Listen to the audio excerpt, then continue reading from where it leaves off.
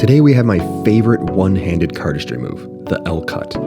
Originally published by Jerry Sestkowski in 2002 in his book, The Encyclopedia on Playing Card Flourishes, it's actually quite difficult. It comes in at a level 6. That's considering that you have to get down in both hands, something that I would consider essential for this move. So if you're up for a challenge, let's hop into it. We're going to start off by breaking off about half the deck and rolling it into your other hand. For the purposes of this tutorial, I'll just teach it using this one hand here. And we'll start off by getting into a tenkai grip. So you push the packet back with your index, and your thumb reaches around and grabs the top far corner of that. So it's between your thumb and your palm there. And your ring finger comes across and pulls off a small packet. And notice that I keep my pinky under that packet that it's pulling off, because you're going to use that pinky to push the card up and forward. And what's really important here is how I grip this packet as it falls forward.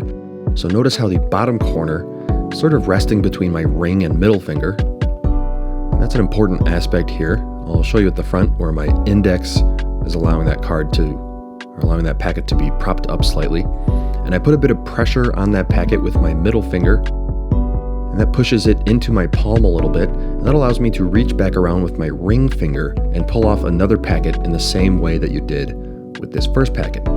Again, keeping your pinky under, and your pinky pushes up and flips that packet forward onto the other one. You can sort of re-grip a little bit if you need, but this is essentially the motion that you're doing for the L cuts. So you're reaching back with your ring, pulling off a packet and pushing it up with your pinky, and then that packet, along with the other packets, rests against your index with your middle finger applying pressure on that into your palm. So showing you from the side here, this is the pinky pushing up. It's kind of tough to get the perfect amount of pressure to really allow that packet to fall forward. It just takes a lot of time. But you do that with the final packet to close it up, and you can roll that onto the deck.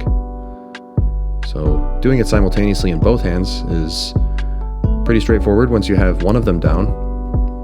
And there's a bit of a cadence that you can implement here, whereby when you roll a packet up and forward, you can sort of push that hand forward while bringing the other hand backwards. And you can sort of alternate in this pattern of flipping packets forward one after the other. And it looks quite nice, and it's typically how this move is done.